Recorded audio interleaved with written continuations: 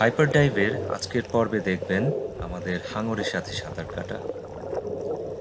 হাঙরকে বিভিন্ন TV series বা মুভিতে অতি ভয়ঙ্কর দানবীয় প্রাণী হিসেবে দেখানো হয়ে থাকে অনেক সময়, কিন্তু আসলে প্রতি বছর শার্ক বাইটে সারা পৃথিবীতে খুব কম সংখ্যক মানুষই মারা যায়।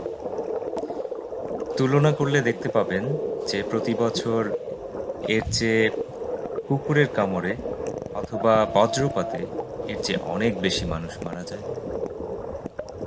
এই পর্বে আমরা সাঁতার কেটেছি দুটো নার্স শার্কের সাথে।